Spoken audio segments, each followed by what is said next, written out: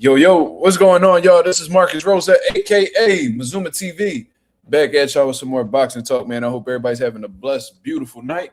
I hope you had a great day overall, man. I hope you had a great weekend. I hope y'all enjoying your holidays with you and yours. I figured I'd tap in with y'all to continue discussing what's going on in the boxing world, man. We're going to talk about that controversial fight that went on between Junto Nakatani versus Sebastian Hernandez. Naoya Inoue dominating David Picasso. And due to Nakatani's controversial fight, is their mega fight dead? Then, of course, we're going to get into some open boxing topics. But before we get into that, y'all please hit the like button on the way in. That'll be very much appreciated. We're looking to hit that 3,300 mark tonight. So we can hit that 3,300 mark tonight. That'll be very much appreciated. You see what I'm saying? And we on the road to 4K as always, man. How we feeling? My boy Coffee Plant in the building. What up, brother? He said, Merry Christmas. Merry Christmas, Knuckle. That's what they be saying on Friday after next. Merry Christmas, Knuckle. What's going on? What's going on? Lee Jackson, what up? How we feeling? How we feeling on this Saturday night, man? Everything was cool. Can't complain. Happy New Year, absolutely. Look at. You already know that's the type of time we on. Y'all go ahead and hit the likes, y'all. Y'all go ahead and hit the likes, y'all. Let's get the algorithm on the up so that people know that Mazuma TV is live. Shout out to everybody that's been hyping the videos as well. That helps with the algorithm as well and getting this small channel more exposure. Appreciate it very much. Let me see. Wait. Where we at? Where we at with it? Where we at with it? Let me see something real quick. Let me go ahead and put this on subscriber only mode, because if you ain't subscribed to the channel, then why would we care about what you got to say? You see what I mean? For those of y'all who haven't seen it, Eastside Cruz versus Lamont Roach's full fight has been posted up on YouTube on PBC's YouTube channel. You know what I mean? So if you haven't seen that, go check it out. Also, I was actually tuned in to Shakur Stevenson's YouTube channel. He put out 2 episodes thus far in his training camp with Teofimo Lopez. If you didn't see that, go check it out as well. It was well put together, well edited. You know what I mean? Just giving us an insight on what Shakur Stevenson does. I've seen he's been in Las Vegas training with Keyshawn. I've seen Jay Prince over there. He got a couple of his people with him. He got Philadelphia boxing coach Rasheem Jefferson. Definitely looking to bring him on the channel sometime soon, just so he could give us some insight on what's going on over there. I did see that Terrence Crawford is streaming with Aiden Ross. Is he doing that right now? Like, is that live, or are they still? Because I keep seeing more and more clips being released. So yeah, I seen a few things. I seen let me see. I seen Floyd Mayweather was brought up in that conversation. Let me see. Terrence Crawford saying he will not rematch Canelo Alvarez, and that Canelo's team has now reached out to him about a second fight, and he said that it was over with. Also, he says Conor McGregor did better against Floyd Mayweather than Jake Paul did with Anthony Joshua. He went on to say he landed some good shots on Floyd. They talked about how a fight between him and Floyd Mayweather would go, him saying that it'll be a good chess match. Terrence Crawford bet $10,000 on Shakur Stevenson beating Teofimo Lopez January 31st with Aiden Ross. Aiden Ross just must – the motherfucker must have a lot of money, because he always betting on stupid shit and always losing. So I don't even know why he willing to bet on shit that he don't know nothing about. If you want to bet on something, do the knowledge, nigga. What the fuck is wrong with him? Word to Onyx, you heard? Terrence Crawford said Canelo is not the hardest fight he's ever fought. We all knew that. He's been pretty consistent in him saying that his hardest fight was Yuriorkis Gamboa. So he explained his retirement, which is pretty dope. He says, what more can I do? They're not going to give me the credit anyway. You know what I mean? And I'm sure I've seen like him even sparring Aiden Ross. And Aiden Ross is like, oh, bitching. This fat homie tried to jump in and Terrence Crawford slapped him. This shit is funny, I ain't gonna lie. But yeah, man. Oh, they live right now. So this is ongoing. Okay. Let me know if y'all see anything. Go 787, what up? 10K is 10 cents to them. Really? You got money like that? I know them streamers be getting to it, so I ain't really shocked for real. But Yeah, man. Let's talk about it. Hopefully, I get to a point where 10K is 10 cents for me. Shit, I fucking wish. You know what I mean? What's going on? How we feeling, man? How did we feel about them fights that happened this morning, man, out in Riyadh? You know what I mean? The night of the Samurai card. I heard there was an upset on that card. And I try to warn people, man. It's like whenever Riyadh season has something in the works and they do like these little tune-up fights in between the mega fights, something always seems to go wrong. It's already happened on a few instances, whether we talking about the Rolly Romero Ryan fight, whether we talking about the Wilder Parker fight. I'm sure there's other examples that I'm not naming off of the top of my head right now. But Riyadh season has had terrible luck with letting fights marinate for some reason. You see what I'm saying? And I was telling everybody I would listen because my boy Anonymous was telling me, he was like, yo, Nakatani's opponent is tough, man. He got a high knockout ratio. So I did my Googles and I was like, I think Nakatani could beat him, but I could see where he could be an issue. You know what I'm saying? I put the video out. Y'all go see that short where I'm like, yo, hopefully nobody underestimating nobody. And I'm not saying that's what happened whatsoever, but it can be a bit of a distraction when you got a huge fight in front of you, but you got to get past this one opponent first. You know what I mean? Every time they ask you a question, they seem to be talking about your future opponent instead of your current opponent. You see, so that could be very distracting. You could lose focus that easily, and you can even start to look past somebody as a result of that. You know what I'm saying? So, I sat back and I watched the Junto Nakatani fight first. I woke up just in time. Like when I woke up, bro, Nakatani was walking to the ring. So I was like, oh, this a fucking bet. So like while I was getting ready for work in the morning, I was watching the fight and I was impressed with Nakatani from the very beginning. You know what I'm saying? He was put off of the rip. He was establishing his range. Every time Sebastian tried to come in, he was met with a left hand. He would lean over a little bit into Nakatani's uppercut, and the timing on the uppercut was absolutely superb. And it looked like it had got Sebastian Hernandez's attention from the very beginning. And I even seen him get a little bit like not shell-shocked or anything like that, but he got a bit cautious after feeling that power in the very beginning, in my opinion. You know what I'm saying? And Nakatani was doing a great job with turning him. You know what I mean? Whenever Sebastian tried to get in too close, he would tie him up. You know what I mean? Just to neutralize his pressure and stuff like that. So the first 3 rounds, I feel like the first 3 to 4 rounds, Nakatani was doing this thing. But there was a switch. There was a switch in Sebastian Hernandez through, I want to say either the 4th or the 5th round, where he was like, all right, yo, like we got to get to it.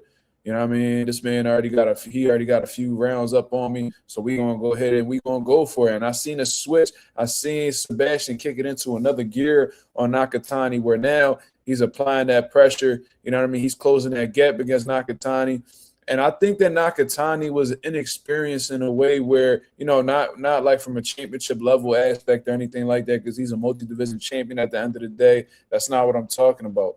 What I'm talking about is him hitting dudes and don't walking through the power. You know what I mean? Because everything I've seen from Nakatani's a great finisher. You know what I mean? He had a high knockout ratio in the lower weight classes, but this was his introduction to 122, where these guys are a little bit bigger. You know what I mean? They punching a bit harder. Their punch resistance is a little better. That's just what happens as you go up in weight. They may be slower, but they're stronger. You know what I mean? Like I said, their punch resistance is better. You know what I'm saying? And they're physically bigger guys. You know what I'm saying? So I seen Hernandez start to step to Nakatani, and even though Nakatani was landing some good shots, Sebastian started to, be the effective aggressor, man. I seen him letting his hands go. I seen him going to Nakatani's body. I seen him bringing some left hooks over the top. That was definitely getting Nakatani's attention. Nakatani showed a great beard. He showed great resiliency in terms of, getting through the storm and things of that nature. But I did see Sebastian start to pick it up and started to have a lot of moments and really started to have his way throughout them later rounds, in my opinion. I even saw Nakatani start to fatigue a little bit, show signs of fatigue. I seen like his legs, weren't really conditioned to move for 12 rounds. You know what I mean? I seen him like stuck in the mud a little bit, just sitting on the ropes a little too long for anybody's liking, for his own liking, to be honest. Uh, I seen Nakatani not have as much punching power at the end of the fight that he did towards the beginning, which is also another sign of fatigue as well. So I seen Sebastian be the effective aggressor in those later rounds. I've seen the ring generalship, going in his favor as well. I've seen him landing some solid shots on Nakatani, and Nakatani was landing good shots too. But it just felt like Nakatani was breaking down quicker than Sebastian was, and I think that's what was really starting to come to reality in those later rounds. Now, I took everything into consideration when I watched this fight. Prior to watching the fight, I took a lot of things into consideration, and I came up to this conclusion that if either Sebastian, I felt like the only way Sebastian can win this fight is if he either knocked out Nakatani or put on a performance of a lifetime, where it was just like undeniable. There's no way that you could give it to Nakatani. You feel what I'm saying? I felt like if it was remotely close, they would have put it in Nakatani's favor. And reality, it's because of the business of boxing. You know what I'm saying? They already had that fight set up for May of 2026 between Junto and Inoue. That's a huge fight that's going to be going down in Japan. That's going to do crazy numbers. That may be one of, if not the biggest fight that ever come out of Japan. You feel what I'm saying? So they was going to do whatever they can to make sure that both of these guys reach the finish line with their hand raised. You feel what I'm saying? At first, when I had watched it, I thought that they pretty much fucked Sebastian Hernandez over. You know what I'm saying? I thought they completely robbed the dude, but I was like, you know what? I was a bit distracted, driving to work and, getting ready for work and shit like that. So I said, I'm at work. I had a little bit of downtime. It was a bit dead. So I said, let me go ahead and watch this fight over again. I was able to watch the fight again, and then I was able to come to conclusion. I'm like, oh, there was actually some swing rounds that you could have put in either direction and have either one of them winning the fight. Then I watched the rounds a little bit more closely again. That let you know how dead my job was, obviously. It was that 36 minutes twice. So I was watching for like a good hour and a half, more or less an hour and a half. And I was like, you know what?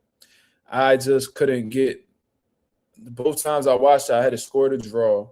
And I was like, all right, let me see if Junto – because I was like, maybe I'm being a little biased right now. You know what I'm saying? I wasn't picking either one, so I felt like I really wasn't being biased.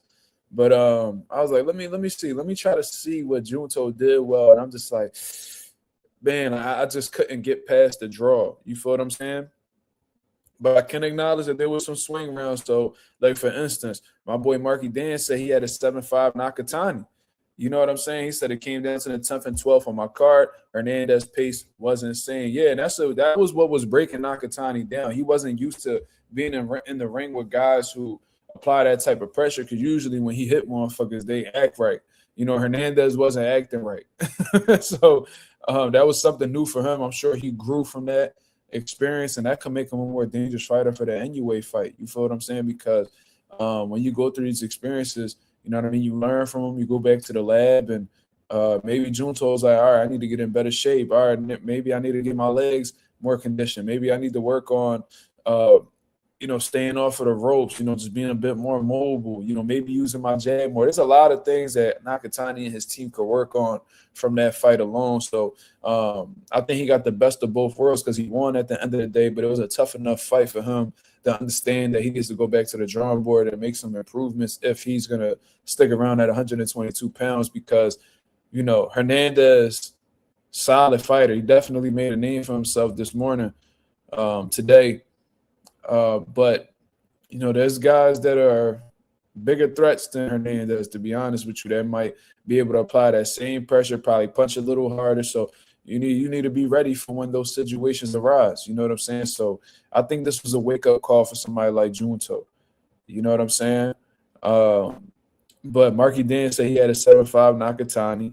Go 7-8-7 said he had a 7-5 Hernandez. So that just goes at that in itself, them two comments that was put together back to back, that just lets you know how competitive the fight was, because I had it as draw. Marky Dan had a 7-5 Nakatani. Ghost had a 7-5 Hernandez. So are we really gonna sit here and act like this is a robbery? If we got 3 people in the chat including myself. So that's 4. So we got 3 people in the chat that got 3 different results on their scorecard. That lets you know how competitive it was.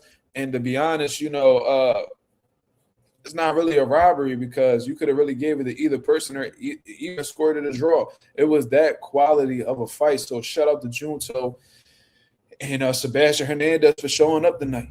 You know what I'm saying? They did a phenomenal job. They put it all out on the line and they fought their asses off. You feel what I'm saying? I think that's a slept-on rivalry, to be honest with you. You know, Japan versus Mexico, that's a lit one, especially in them smaller weight classes, man. And I'm looking forward to seeing what Sebastian Hernandez does next because even though he lost this fight, he didn't really lose, if you get what I'm saying. You know what I mean? His stock just shot through the roof. And I hope guys like Turkey Al-Sheikh, like these big finances or whatever you want to call it, promoters, whatever, get a glimpse of Sebastian Hernandez, realize that he's a quality fighter and continue to give him opportunities because the fact that he was able to give a pound-for-pound level fighter like Junto Nakatani, probably the toughest fight of his career, this guy has a lot of potential to do some great things in the 122-pound division. You feel what I'm saying? But, I was really disgusted with them scorecards, though, man. You know what I mean? When I read that it was a unit, because first of all, before the announcement was even read, you can check it with everybody that's in the group chat, Ralph, Anonymous, Ghost. You know what I'm saying? I told him, I was like, yo, there's about to be some BS going on. You know what I'm saying? I said, don't be surprised if it was a robbery. And at that time, I thought Hernandez won clearly. But, them scorecards was absolutely disgusting. Like a unanimous decision, really? So all 3 judges seen one person winning as close as that fight was. I don't know, man. That shit something just ain't feel right with that whole situation. And then when I heard 118, 110, I was like, holy shit. Holy shit. What fucking judge watched this fight and felt like Junto won 10 rounds, bro?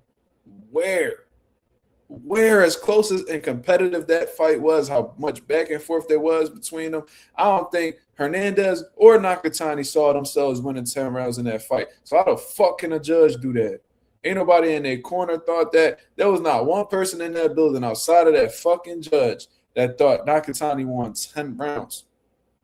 And that in itself just let me know that that judge in particular, I don't know how them other judges scored, had it going on, but that judge in itself already had a winner in mind before the bell even rang. Holy shit. 118, 110, bro, that's extremely disrespectful. That's disgraceful as fuck. And for real, that judge needs to be investigated. Those are the judges that need an eye on them. How could we trust you to be objective and be accurate with these scorecards when you clearly got a close fight in front of you? You scored a blowout? How? Like I said, if you had it now, if all 3 judges had it like 7-5 Nakatani, it's like, all right, still think y'all a little bit biased, but at least those are 115, 113. That's a close scorecard. You know what I mean? You take 1 round away and it's a draw. Like that's close. You feel what I'm saying? But come on, yeah. That's disgusting. You know what I'm saying? Like, and this is why I feel like judges should be interviewed. I think they should be, investigated. You feel me? Because let me see. Let me go ahead and look at Nakatani's box record because I'm sure the scorecard is on there.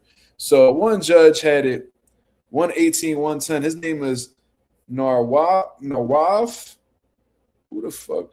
He's a Saudi Arabia judge, ironically. Yeah, he's from Saudi Arabia. Shit. God damn.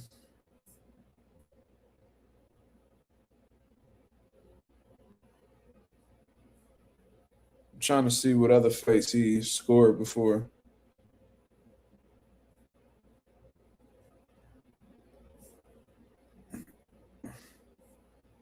I ain't seen him do no big fights yet.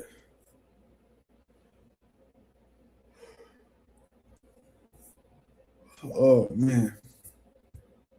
But anyways, his name is Nawaf Almo Hamid. Absolutely terrible. You started judging in 2023, brother. We could tell. We could tell you are horrible. You are fucking horrible. You need to go ahead and hang that shit up, brother. You are trash. Respectfully, you're trash. But anyways, let me see the other scorecards. So the other judges had it 115, 113. See, that's more in line of what the people think. You know what I'm saying? So when you got two guys that are thinking practically in the fight, and then you got this one dickhead who has a score of 10-2, it's like, all right, what the fuck is we really doing over here? You see what I'm saying? Just completely disrespectful. And that man owes an apology to Sebastian Hernandez, because that just let me know you wasn't watching the fight, brother. You wasn't. And if you was watching it, you was not watching it objectively. You feel what I'm saying? So that's just my whole take on the situation. You feel what I'm saying? No shots at Junto Nakatani whatsoever. He fought his ass off, and he has a case for winning the fight. You feel what I'm saying? But that judge, Nawaf Al-Mahid, or whatever the fuck his name is, absolutely disgraceful. You need to be suspended. You need to be investigated. And on some real shit, if it was up to me, you wouldn't even be getting paid for your efforts, brother. Because that shit right there, like even a casual boxing fan wouldn't have scored that shit no fucking 10-2. And you only been judging for 2 years. You shouldn't even be on that type platform. You shouldn't even be judging them type of fights if you only been judging since 2023. According to BoxRec, that was when the first time you started scoring fights. So if that's the fucking case, being 2 years in and judging a fight of that magnitude, you need to sit the fuck down, brother. You need to sit down, study judging criteria and shit like that, and continue practicing. Because right there, like, let's say it was a situation where two judges, let's say it was a split decision and it came down to you. Let's say the one judge had a 7-5 Hernandez, the other judge had a 7-5 Nakatani. Then you scored 10-2 Nakatani. You literally, that means that you literally would have taken the fight away from a guy who had a case for winning it. You feel what I'm saying? That's Turkey personal judge. That's what it gotta be.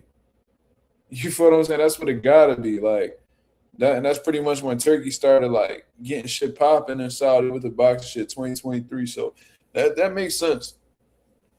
That makes sense. But Turkey shouldn't have personal judges. You fly all these motherfuckers out to fight, fly the judges out too. You should not be having no personal judges, because you already know Turkey biased, bro. You know what I mean? He want to make the big fights happen. You know what I mean? His whole end goal was to get Nakatani and Junto fighting each other. He and Turkey don't got no problem expressing who he wants to win fights. You know what I'm saying? Like he made it clear he wanted Ryan to beat Rolly. He wanted Devin to beat motherfucking Jose Ramirez so they could fight each other at the end. And that's why Rolly was feeling disrespected. Like, why y'all made these promo videos like that? Like, y'all disrespectful as fuck type shit. So if Turkey clearly is showing bias and he's announcing fights before they even fucking made, that's Turkey assuming that these guys are gonna get past him. You know what I mean? He's overlooking them themselves. So he has these personal judges here to cover his back in case shit is close, in case shit is competitive. Turkey shouldn't even have a right to do that, to be honest. You feel what I mean? My boy Ralph in the building, he said even a 116, 112 wouldn't have been as bad. A4 would have still been crazy, but not as bad as a 10-2. Yeah, that's like, how can you watch that fight and like 10-2? That's it? As many fucking close rounds there was. You only found 2 rounds to give Hernandez, bro. Like, if I'm Hernandez, I'm snapping like, yo, what the fuck? Like, the fuck is we doing over here? And ain't Saudi Arabia boxing, sanctioned by the British Boxing Board of Control? Like, what the fuck is we doing out here in these streets, bro? I'd have had them niggas investigated, bro. Like, what the fuck is going on? As a matter of fact, it was UAE Boxing Commission. Never mind. It was Saudi Arabia's Boxing Commission. So, yeah, you shit out of luck, brother. Sorry about that. You shit out of luck. Sorry about that. That's their commission. I thought of the British Boxing Board. Nope, not at all. But anyways, listen, man. We should have known from the very beginning that was the fight that was going to get done. They already had announced the fight. They let you know. They let you know what they had in plan. Somebody by the name of Jay Remy said Junto should have never been on the pound for pound list, to be honest. Well, that's completely inaccurate, brother. You know what I mean? If we going based off of resumes, resumes, accolades, skill set, Junto Nakatani is a pound for pound level fighter, brother. You know what I mean? Just because you have one tough fight or one close fight, whatever the case is, doesn't, get you removed from a pound for pound list. That's fickle shit. That's casual recency bias type behavior. We don't do that over here. You feel what I'm saying? Andre Ward was a pound for pound level fighter. He was arguably pound for pound number one in the lead up to that first Sergey Kovalev fight, and that was a fight that could have went either way too.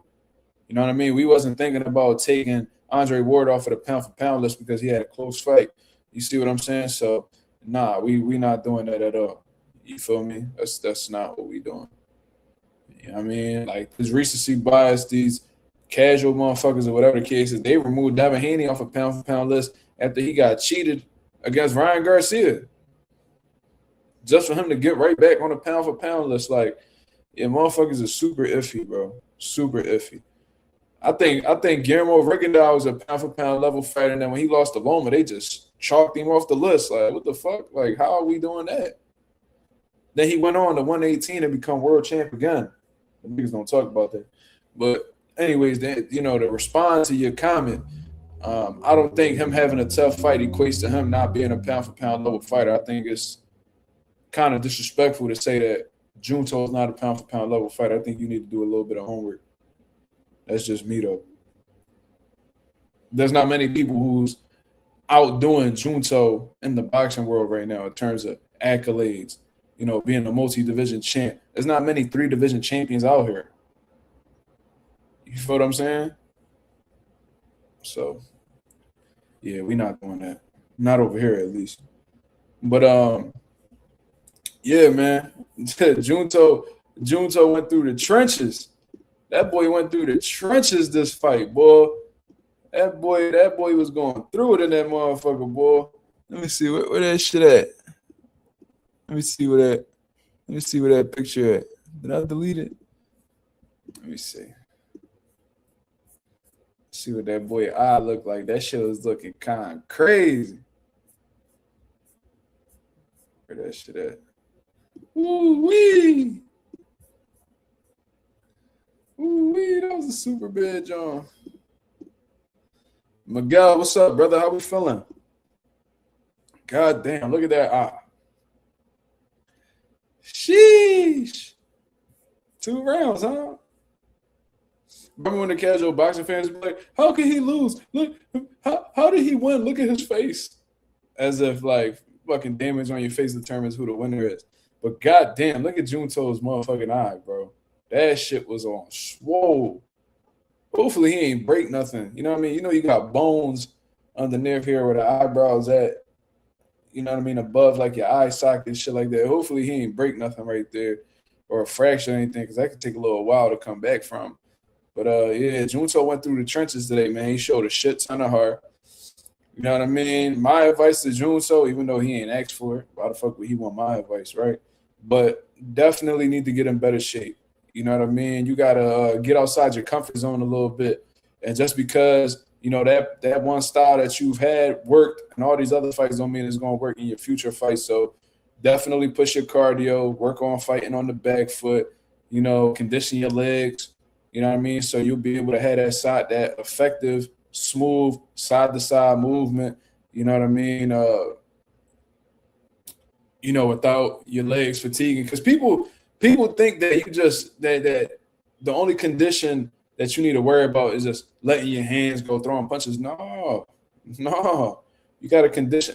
Of course, you got to condition the mind when you're getting ready for war. I didn't see that as an issue with Junto. I didn't see any quit. I didn't see no bitch in Junto today. But you need to condition your legs as well. That's why when Andre Ward was watching Caleb Plant train in the lead up to the Canelo Alvarez fight, he was like, yo, you know what I'm saying? When you shadow box, use your feet too, man. You want to condition your legs to be ready to move for 12 rounds too and shit like that. I heard Tim Bradley say that when he did road work that he would do a mile just running backwards, just so he could be conditioned to move backwards if need be. You see what I'm saying? Like, these are things that fighters either don't do or they step away from when they get a little bit of success. Junto, he's not that big of a mover. You know what I mean? He pretty much times dudes, have people run into shots. It doesn't really take that much energy. But today, that approach ain't really worked too well. He had a bite down and be in the trenches with Hernandez in order to pull off a decision. You feel what I'm saying? So, yeah, Junto definitely got to step his conditioning up. I didn't really see Naoya Inoue fatiguing at all. Seen him letting his hands go, hitting and not getting hit, looking smooth in that John. So, in terms of like recent bouts, Naoya Inoue definitely showed out tonight in comparison to Junto. Junto was in a tough fight. Naoya Inoue not so much. You know what I'm saying? I was able to go back and watch the fight, and he dominated like per usual. That's why he's the top 3 pound-for-pound fighter in the world. You see what I'm saying? So shit. Not saying that Junto will have a tough time with, because styles make fights at the end of the day. Do I think that Inoue is gonna, press Junto the way Sebastian Hernandez did? No, because they have different styles. You know what I'm saying? Inoue's approach is totally different from Sebastian's, but Naoya was always in great shape. He's a great combination puncher. He's athletic. He's quick. Those twitch muscles is definitely on the bang. Got great reaction time. Naoya Inoue is well-rounded. He does get a bit reckless with the defense, which Junto could definitely take advantage of, being the long, rangy fighter that he is with good timing and good precision on his punches. He can make Naoya pay for that. You know what I'm saying? But definitely got to step up your conditioning, because there may be instances where Inoue might take you to the trenches. You know what I'm saying? Like, he might take you to the trenches, so you got to be able to be in shape, buckle down, and get that shit done. You feel what I'm saying? So that's something that I noticed for real. Let me see. The boy Birdman Jr. said, "You think the Junto Inoue fight will still be next if they called it what it truly was, a draw at best?" That probably would have. I think even with a draw, they probably would have proceeded with it. But I guarantee that if he would have lost to Sebastian Hernandez tonight, that would have foiled the plans. You know what I mean? When you got a draw, it's not a loss. It's not a win, but it's not a loss neither. So you can't necessarily say that they lost their last fight so they could proceed on with the big fight. But if they'd have lost, definitely would have foiled the plans. And I ain't gonna lie, this being a close, controversial fight in some ways, some people consider it controversial. This fight might have lost a bit of its luster. You know what I'm saying? Just because people are now going to be doubting Nakatani. You know what I mean? Because I already seen people come out with these points of views where it's like, yo, Junto had trouble with a Hernandez. I can only imagine what he's going to go through with Inoue. And that may be possibly true, but I'm somebody that stands firm on a perspective or the opinion that styles make fights. Just because Junto struggled with Hernandez doesn't mean that he may have a tough time with Naoya Inoue. Inoue brings a totally different approach to the ring. You know what I mean? Junto might be more comfortable in the ring with a Naoya than a Sebastian Hernandez. Sebastian Hernandez pace is nonstop. His pressure is relentless. Inoue is not really like that. Inoue likes to set up his punches. You know what I'm saying? He takes his time and lets the offense come to him. You know what I'm saying? So, I think Inoue will be a bit different for Junto. Still going to be a very difficult fight. But I think Junto will probably be more comfortable with Inoue's style than he will be with Hernandez's, to be honest with you. May still come up short. You know what I mean? But he could have some success with Nakatani as well, because I see Nakatani get hit with some shots in that Picasso fight too. He did well. He dominated. He did what he needed to do. He dog walked the brother, but he still showed some flaws. You know what I mean? Defensively, that Junto is sniper. You know what I mean? So if you get a bit reckless with your defense, or you come in reckless, he can make you pay for that. That's just something that he specializes in my opinion. There's still some, it's still a chance that Nakatani could pull that off. But I'm not mad that people are picking Inoue to win based off of their previous performances. Boxing is what have you done for me lately?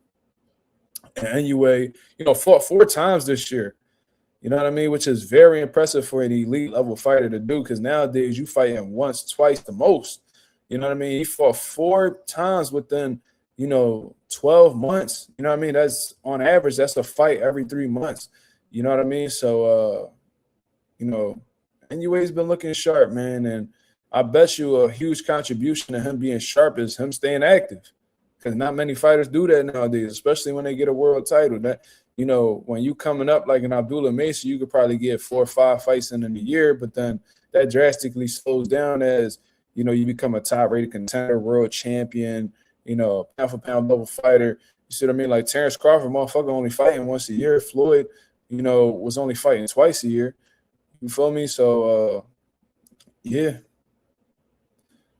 That's just something that I noticed. My boy Anonymous said, yeah, that's the main concern about Junto moving forward. I thought his conditioning would be better moving up, because he said he struggled to make weight at 118. Now, his conditioning this is the thing. His conditioning may have been good. You see what I'm saying? But there's a problem. The problem that most fighters have is they like to condition themselves. Like when they're training and conditioning themselves, they're usually doing that under comfortable circumstances. You know what I'm saying? Like they'll push themselves, but they won't push themselves, to a limit that they haven't been to before. You know what I mean? They just train the same way. They don't really push that. They don't really push to that limit. You see what I'm saying? Like Terrence Crawford always talk about pushing himself to the limit. Floyd Mayweather always talk about pushing himself to that limit, but nobody really understands what that means most of the time. And part of pushing yourself to the limit is damn near passing out from exhaustion in that motherfucking gym. You know what I mean? Taking your conditioning to a place that has never been to before. And I feel like a lot of people had this common mistake that, when they leave the gym, just because they leave the gym tired, that was their limit.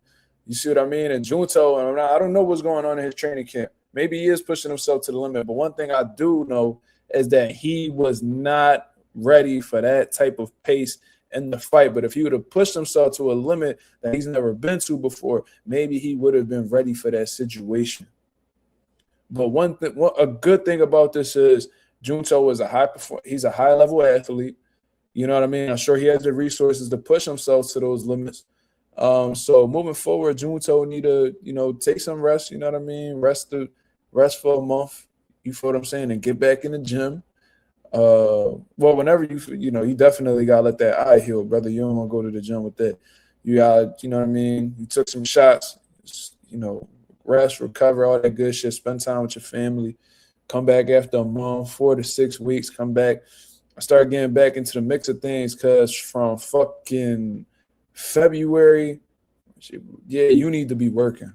From February to May, you need to be working. Like, it's that simple. You need to be having like an 8 to 12 week training camp for real. And that whole camp, you need to be pushing yourself to the limit. You need to have that. You don't never want to feel like that again. Fighting fatigue is one of the worst feelings in the world. It literally feel like you drown and there ain't nobody that could save you.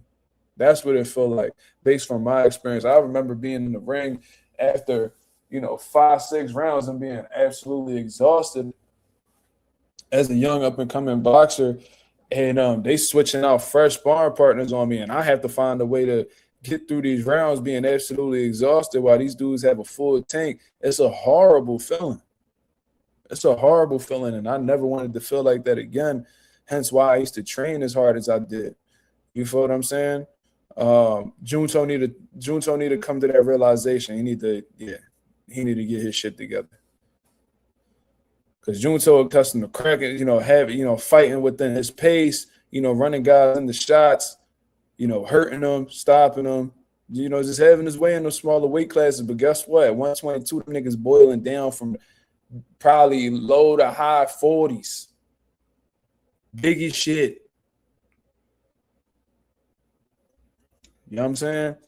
Punch resistance better. They physically bigger than you. They punching hard. They punching harder than 115, 118s, bro. Like, you gotta the adjustments need to be made. You need to strengthen up because it looked like you was getting a little bit bullied in there too. So you need to definitely to get your strength work popping. You need to get your conditioning popping.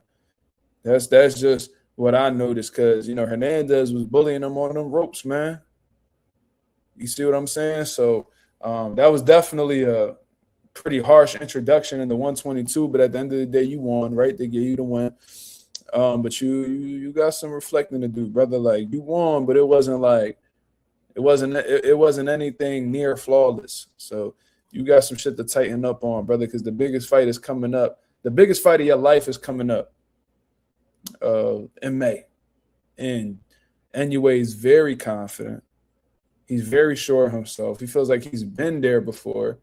He feels like he's the more experienced guy. He's fought the better opposition.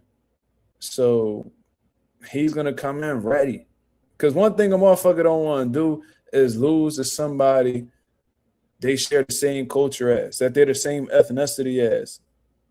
You feel what I'm saying? Like, and I said this shit about Canelo. Canelo Alvarez, yeah, he was willing to give motherfuckers like Edgar Berlanga a shot, you know, Billy Joe Saunders a shot. You know, he was willing to give all these motherfuckers opportunities, but not David Benavidez. But he's a bit hesitant on David Benavidez because the last thing Canelo want to do, and I'm not saying he would be willing to lose to anybody, but I'm sure if Canelo had a choice between losing to Bivol, Floyd, Bud, and Benavidez, he's going to pick everybody before Benavidez because one thing he want to do is lose to another Mexican because that'll be forcing him to pass the torch to that young up-and-coming kid like Chavez had to do with De La Hoya. You see what I'm saying? I don't think he really wanted to give him that opportunity. So I'm sure Inoue is going to be locked in. This fight is going to be a huge legacy-defining fight for the both of these guys. So whoever loses this, their stock takes a plunge. And whoever wins, they become that guy in their homeland. You see what I'm saying? Somebody by the name of Danny Gunn said Nakatani looked like Rocky Part 1 after the fight, and he won. Yeah. Yeah, man. It was a good fight, though. Raul says every time Turkey puts together a card of fighters who will potentially fight in the future fighting on the same card, it's always plagued with problems, either guys losing or in Nakatani's case. Yeah, absolutely. And you would think they would learn something by that, but they just keep repeating the same formula. And we've had some big fights fall through as a result of that, man. Like, we could have gotten a Devin Haney rematch, the Devin and Ryan rematch. We didn't get that because Ryan came up short. We could have finally gotten the Wilder Joshua fight, but Wilder came up short. Speaking of Wilder, I seen that Alexander Usyk was in the building watching IU and Inoue. It was dope.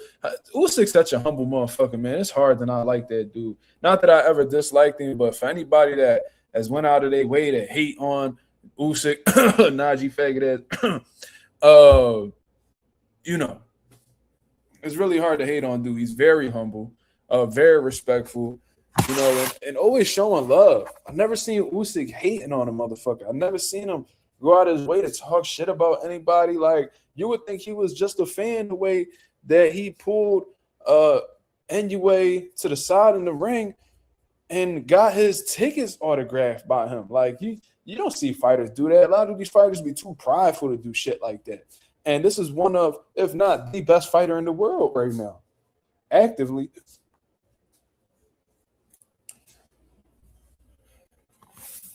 This man asking for pictures and autographs, that he a fan, and technically, you know, he is a fan. He was there supporting, but you would think that he would just be that.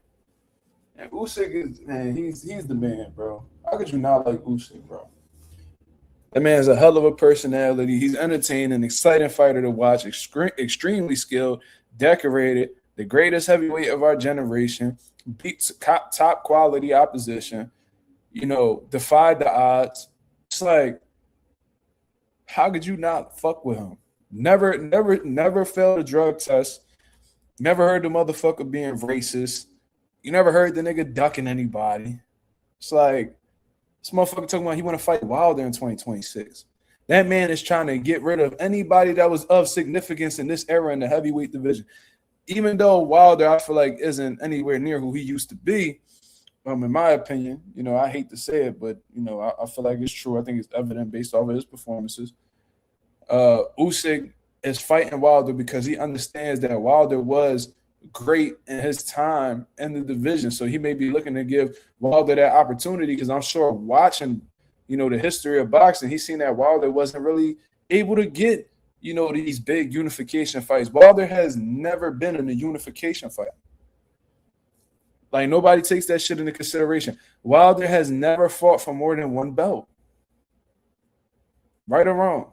Somebody correct me if I'm tripping. He beat Bermane Stiverne for the WBC title. He had 10 title defenses. He fought Tyson Fury, who was just a lineal champion. That's not even a legit belt. He was just the man of the division. You feel what I'm saying? Cool. So he fights Tyson Fury. He gets the WBC belt taken off of him. You see what I'm saying? Tyson Fury ends up losing the belt to Alexander Usyk. So, Wilder fought Joseph Parker. That wasn't for no belt. He fought Julie Zhang. That wasn't for a belt. That dude Herndon that he just fought. That wasn't for a belt. He's literally only had one title in his whole career. So to see Wilder actually get a unification fight, regardless of whether we feel like he's in his prime or not, it is dope to see. You know what I mean? Because that's something that Wilder always wanted, but he was plagued by the politics of boxing. You see what I mean?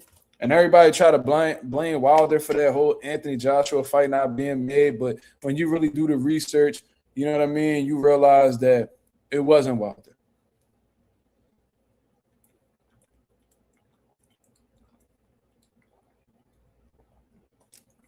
And that's why I've been so heavily critical of Anthony Joshua throughout his career.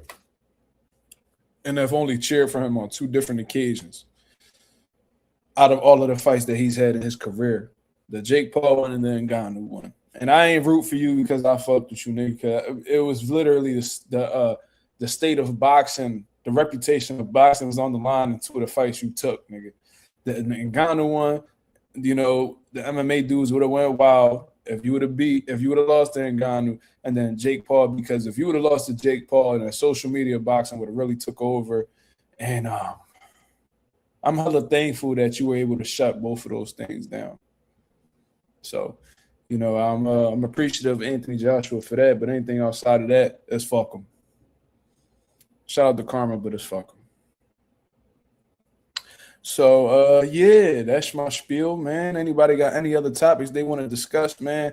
Let me know. The platform is open for some open boxing topics. You feel what I mean? I got about 20 minutes left on the live. So if y'all want to come through and express some opinions, please let me know. My co-host, my unofficial co-host Slime is not in the building, but you know what I mean? Anybody else that want to come through and chop it up with your boy, let me know. I'll drop the link in the chat. You feel what I'm saying? Unless you just be on here babbling or you one of them hardcore casuals, bro. We're not doing none of that. My boy Ralph in the building, he said, yeah, it's mostly bragging rights. Usyk wants to be able to say, I beat all 3 of the guys who were considered the top 3 heavyweights of this era at one point. I think that's the type time that he on to. You know what I'm saying? And that'll be good karma for Deontay Wilder because, while Wilder was at the top of the division, he gave motherfuckers opportunities too that probably would have never fought for a world title if it wasn't for him, a.k.a. Luis Ortiz. You see what I'm saying? Do you think Luis Ortiz would have got a world title opportunity if it wasn't for Wilder? Fuck no. Fury was trying to play him. Oh, he's 40 years old. Like, all right, nigga, well, you fought. Come on, dog. Like you fought older guys before. Like you fought Derek Chisora, bro. Recently. Like, cut it out, bro. You feel what I'm saying? AJ and his team did everything they could to stay away from the Luis Ortiz fight. Like, we could really talk about this shit, bro. So the fact that Usyk gonna be giving Wilder an opportunity now that he's at a down point in his career, that's good karma coming Wilder's way. Shout out to the Bronze Bomber. You feel what I'm saying? One of the best stories that ever come out of the sport of boxing, in my opinion. There's been a lot of great stories coming out of boxing. You feel me? But Wilder got one of the best ones, hands down. Hands down. To accomplish everything he accomplished with hold on.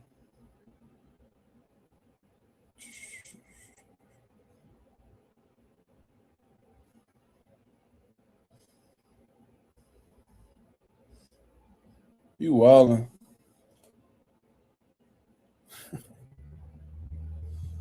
But yeah, I forgot what I was talking about. My bad, y'all. Shout out to the 30 people that's in the building, man. What's on the people's minds? Let me know what's on the people's minds, man. What y'all thought about Nakatani's performance? What you thought about Inoue? Who you got winning between Inoue and Nakatani going into May 3rd of 2026? Is the mega fight dead? Is it lost its luster, or is it still a big fight? Y'all let me know what it is, man. Anything outside of that, talk to me, man. Talk to me. Let me know how we feeling. Yep, it looks like it's going down in Tokyo, Japan. You know what I mean? And they both 32-0. Both 32-0. Impressive. Turkey Al-Sheikh had just came out with a tweet. He said, I would like to thank David Picasso and Sebastian Hernandez Reyes. Rio just signed with Zuffa. What? What? Wow. Okay. Turkey Al-Sheikh says, I would like to thank David Picasso and Sebastian Hernandez Reyes for their incredible performances. They showed immense resilience and proved that they belong on a world stage against elite competition. So hopefully that means you'll continue to put these guys on and give them opportunities. He goes on to say, congratulations to Naoya Inoue and Junto Nakatani on their well-deserved victories. I will visit Japan in the first half of 2026 to attend Inoue versus Nakatani, and I will visit New York in January to attend the ring award ceremony and to attend ring 6 card featuring Shakur versus Tio as the main event. So it's looking like in January, New York will be hosting the ring award ceremony around the same time that Shakur versus Tio will fight. Okay. Sounds good. That's Turkey Al-Sheikh's words, not mine. You know what I mean? They said Rayo Venezuela signed with Zuffa Boxing. I wonder what the fuck they offer him to be okay with taking that. That's crazy to me.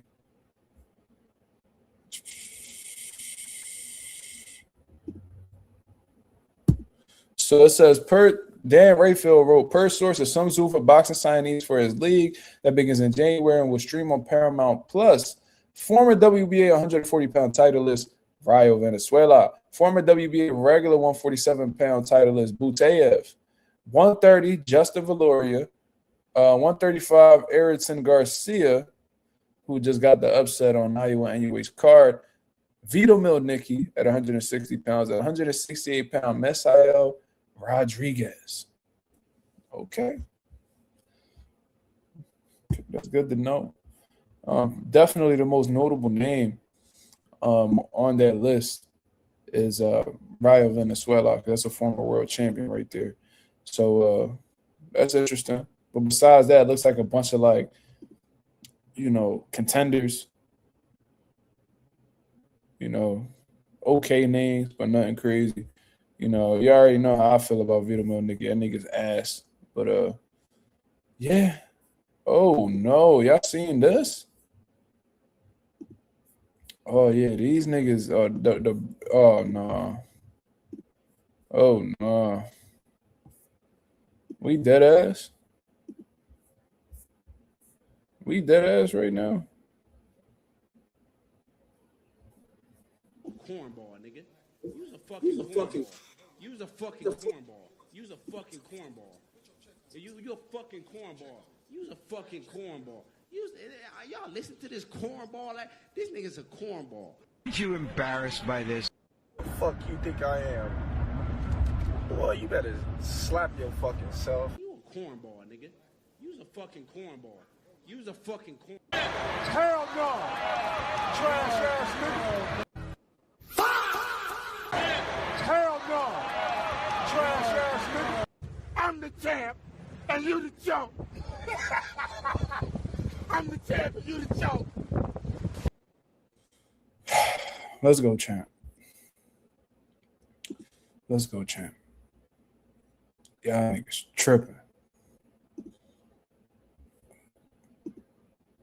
Y'all niggas tripping.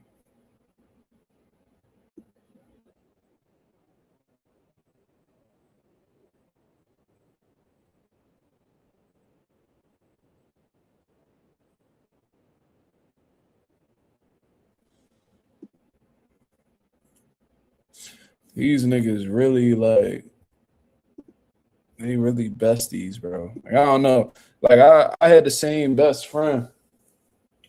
I literally had the same best friend since I was 12 years old, bro. I'm 27 right now, about to be 28 in 2 weeks, bro. Um, I've never matched with my best friend, never. Like never. That's just never been a thing. Like I've had stepbrothers. I got a biological brother. I never matched with him. Like I don't know, bro. Like y'all niggas, y'all Hello, tripping. and welcome to the Los Pollos Hermanos family. My name is Gustavo, but you can call me Sus. That shit, wow, bro. God bless though. God bless, bro.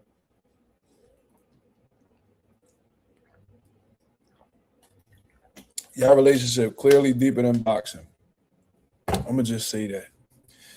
Let's go, champ. But anyways, um, shit. Can we talk about something else? Shit, this shit is crazy. Let me just scroll through X and see what's going on right now.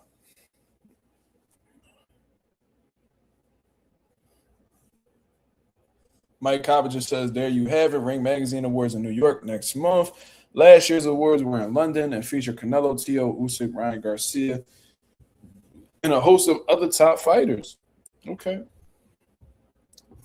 So for my media people, I need to go out there and try to get them interviews with them top fighters because there's going to be a bunch of top fighters over at that event. You better believe that.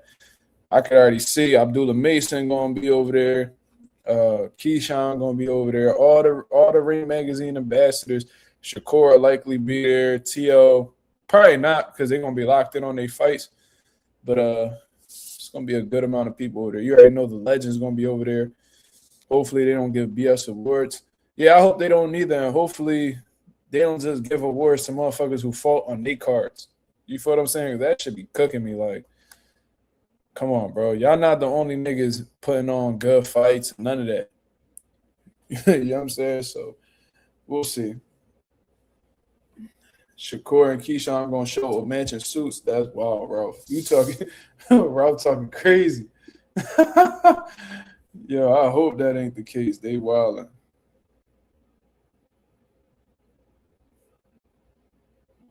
There's a video going around of Shakur Stevenson. They say he did 17 rounds of sparring and he ain't even break a sweat. He definitely not sweating all that crazy. And how the way his hair looked, he definitely just took his headgear off. Yeah. He don't look like he's sweating at all. And he been sparring Keyshawn, so yeah, it's interesting.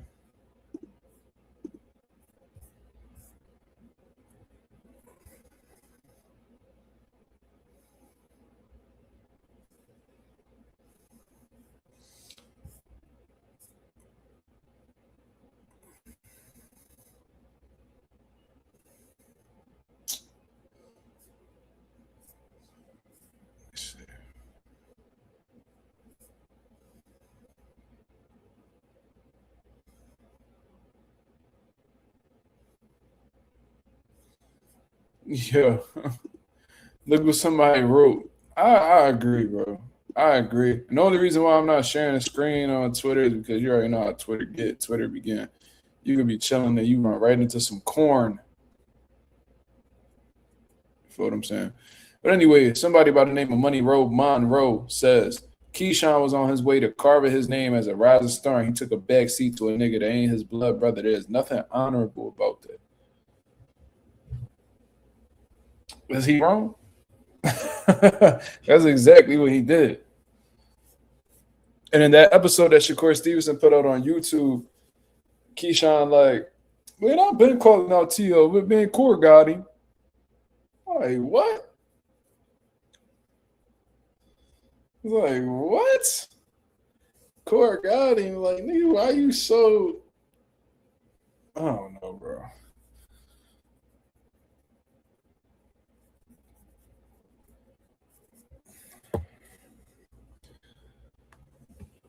That nigga Shakur was like, I know, yo, Key, look, I know you going to 140, bro. I know you going to 140. And I know you want that TO fight real bad. I know you're the number one guy in the WBO. But I'm gonna get this opportunity first, nigga. But we best friends. You my brother. You know what I mean? So after I go and beat this motherfucker that you want to fight so bad, I'm gonna vacate the title and just have you fight for it. And Key just cool with that. That's the equivalent of you've been trying to beg this bitch for years. Some bitch that you went to high school with, college with, whatever, what we work with, whatever. And you've been trying to get her for years. And your best friend go ahead, beg the bitch, do whatever he do with the bitch, slime her out, whatever the case is, and be like, yo, I mean, I know you was trying to get at her, bro, but I needed that. You know what I'm saying? Like I needed that, but you know what I mean? That was a good John, bro. You know what I mean? Go ahead. Go see what it's hitting for. You got it now. And nigga, what? I don't know, bro. I don't understand this shit. I don't understand this dynamic. It's like Shakur want to be friends with niggas, but he also want to have one up on these niggas. It's like, bro, y'all niggas can't have both, bro. Like at the end of the day, y'all niggas is in the same profession. Y'all in and around the same division. At one point in time, y'all was stable mates. Now I'm saying now y'all got the same manager, possibly the same trainer. It's like, bro, what's up with y'all niggas, bro? What's up with y'all niggas? Why y'all niggas want to play it so close with each other? Y'all niggas not blood, bro. Y'all not blood. And I'm gonna keep saying this shit. And I ain't gonna lie, I just put the word in to get a Shakur Stevenson interview, bro. If that shit come through, that shit might go left, bro. That shit might go left, bro. I ain't gonna lie.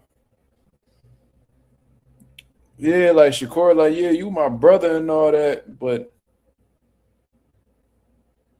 I'm doing this shit like you not gonna be doing better than me. You ever peep that like Shakur be friends with niggas, and then like when they do better than him, like he like lash out type shit, or like he find a way to not be cool with them, or when they not dependent on him no more, he don't fuck with them no more. Like when Hitchens, I remember Hitchens and Shakur had a little bit of a problem because Hitchens started growing his own wings. He get his world title, he over here type shit. And yeah, I mean, they had their little situation because he was trying to keep it cool between Tank and Shakur. And Shakur was like, damn, dog, like, why, man, like, we supposed to be brothers, blah, blah. And then he just stopped talking to him and shit like that. Then when this motherfucker, Devin Haney, bro, you can't say, like, if Keyshawn your brother, then Devin Haney definitely had to be your brother coming up when y'all was young boys, because from what I heard, this nigga Shakur used to stay in a crib. Like when they was amateurs and shit, like them niggas, like I heard Shakur used to stay at these niggas' crib. That's what Bill said. Like y'all niggas came up together, and then when you see this nigga Dev doing his own thing, he getting these opportunities, he becoming undisputed. You want to go after the nigga? You and Jamel Herring was friends. That nigga had a world title. When you was at 130, you was mad that he was shining in your division, so you went and you fought. You said that, oh, ain't no friends in this shit, and you fought the nigga. You whooped on Jamel Herring. But Keyshawn is just the exception, right? Because you helped this nigga get out of, fucking mental facility or some bullshit like that. A mental institution. Man, stop that shit, bro. Stop that shit. I hope y'all niggas fight. Seriously.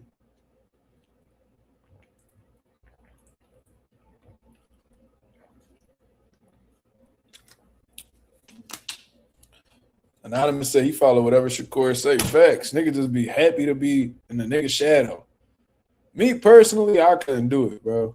Like, yo, listen, like we cool, you know what I mean? We know each other's families and all that, but I ain't gonna lie, I would distance myself from the nigga. I really would. The only way I wouldn't is if he's really like these niggas keep calling each other y'all brother. No, y'all not brothers, nigga. Y'all sound like these niggas who want to identify as fucking women and they was born as men. Like stop identifying yourselves as like each other as shit that y'all not like y'all didn't grow up being, bro. Stop saying, oh, man, I identify you as my brother. Like nigga, the fuck type niggas y'all is, cuz.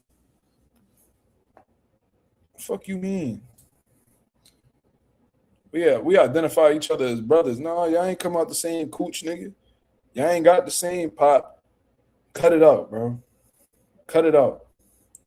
Shakur, your daddy Puerto Rican. Keyshawn don't even know his daddy. That nigga said he don't even know what that is.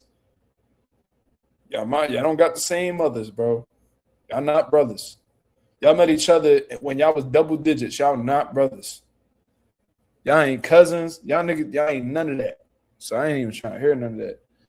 As a matter of fact, fuck that Shakur interview, bro.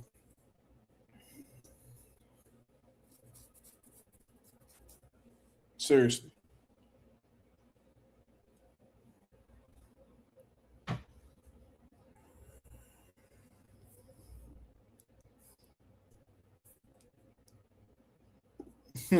Raul said they showed Shakur at Keyshawn's fight against Baranchek.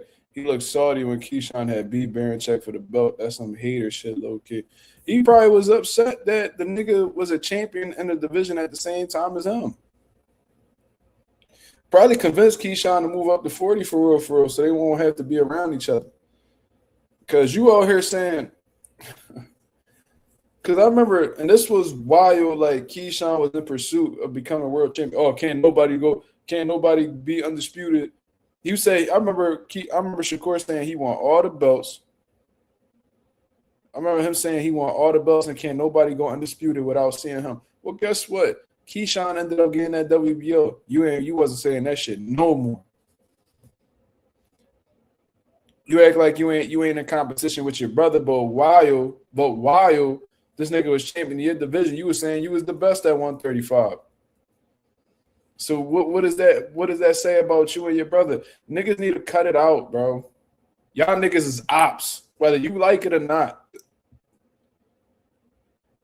Unless this nigga Keyshawn go to 54 tomorrow, nigga, y'all ops, bro.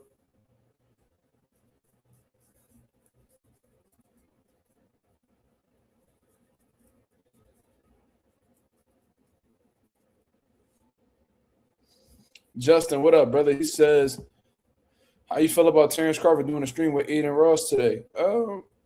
I'm seeing a little clips that coming out. It's dope. It's dope to see, Buzz personality. You know what I mean? He retired now. He having fun. You know what I'm saying? I don't know how Aiden Ross got that Terrence Crawford joint. He must have cashed him out with something. He probably paid him a couple dollars for it. But it's dope to see, man. It's good to see a different side of and then this hold on, just to go back to this. I'm looking at this video right now. Like, if y'all really brothers, why y'all even doing that? Why y'all even doing this face-off? Man, it's some hidden animosity over there, bro. There's some unaddressed tension over there. Somebody going fold one day. Somebody gonna fold one day. Keyshawn, he don't know how to control himself, so one day he gonna say some shit about Shakur. Watch. He already called Shakur a little weirdo when he was being all buddy with Hitchens on Twitter. You know what I mean? Hitchens felt the way about Keyshawn felt the way about Shakur and Hitchens' bromance. He was like, y'all niggas weird, man. Y'all niggas weird. Remember that shit? Keyshawn got all jealous and shit because Shakur was being friends with Hitchens over there. Man, you my brother, man. Man, you only supposed to be brothers with me, man. These niggas weird.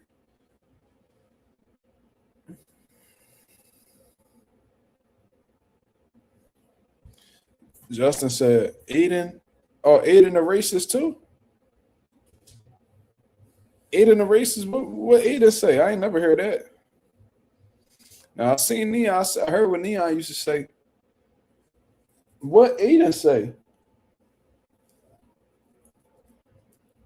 Let me know. I thought Aiden was cool. I have reached out to try to get like some commentary spot on his boxing league he got.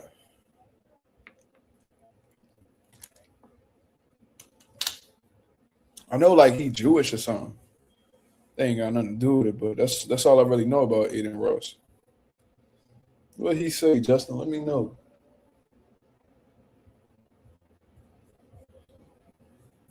He had Trump on live.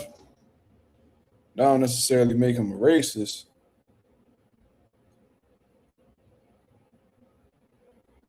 But Trump, in my opinion, is a racist.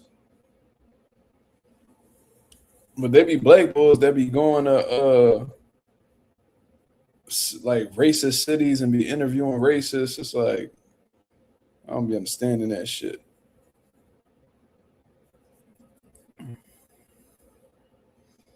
Justin ain't answering. So if anybody know how having Trump makes you a racist, does it really?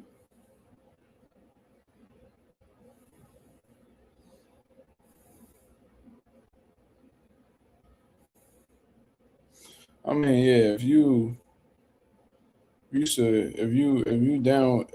with a racist, y'all gotta have some values in common. You know what I'm saying? Like I'm gonna keep it real. I don't be really trusting these pink people all like that anyway. You feel me? That's why I don't really got many of them around me. There's some that's cool. I got a couple that, you know, I grew up with. Yeah, I mean, I came up in the gyms with and shit like that. But I keep a lot of them at a distance because they play characters really well. They act like they're not on that. Then once, I mean, y'all have a disagreement or whatever, you find out who they really is. You feel me?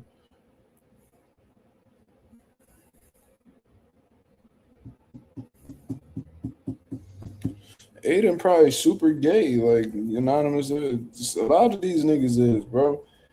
I was just talking to one of my homies.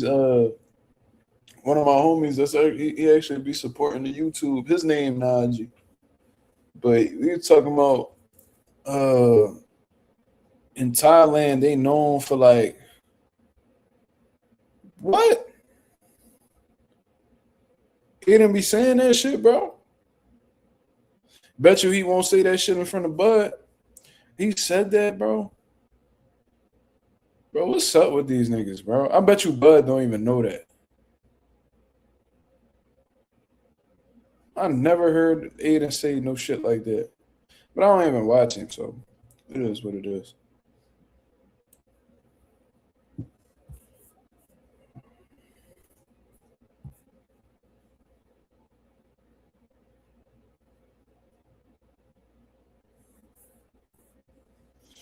Yeah, we not gonna be talking about politics or anything like that on here.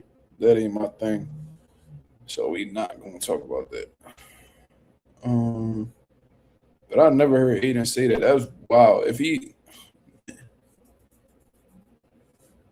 How he get away with that shit? Shit. Justice says they knew they wouldn't carry clout over everything these days. Well, I'm gonna make sure if I ever in life run across Neon or Aiden, I will call them out for it, and that's on my son's life. Well, yo, you got ain't you watch? It's a few niggas I gotta address when I see them. But anyways, man, that's my time. I appreciate everybody that came through and showed love. Yeah, I see Neon being Philly, so I think I'll run into him for real, for real. You know, especially if we go to Boots Gym at the same time, that's going to be a problem. He said Boots is his man's. No, not at all. Boots probably don't even know that he be on that type time neither. For real, I didn't even know Neon was a racist until he got exposed on the Breakfast Club. Then I went back and saw, and I'm like, oh shit, that little motherfucker is a racist. But I'm gonna get up out of here, man. I appreciate everybody that came through and showed love to the channel. If y'all can go ahead and hit the like button on the way out, that'll be very much appreciated. Let's see where we at. Y'all. Let's see where we at. Ah, man, the subs ain't move. Fuck. All right, man. We just gonna try again tomorrow. You feel me? We gonna be patient with this shit. But we only 5 subs away from that 3,300 mark, man. So if anybody's watching, Y'all care to support the channel in any way, shape, or form. If you appreciate the content, the conversation, go ahead and sub to the channel. You know what I mean? We about to hit a whole new milestone, and we're going to continue growing, man. So I hope you guys have a blessed, beautiful one. I'll be back at y'all with another live tomorrow to continue talking about what's going on in the boxing world. Until then, hope you guys have a blessed, beautiful one. I'm up out of here, man. Peace.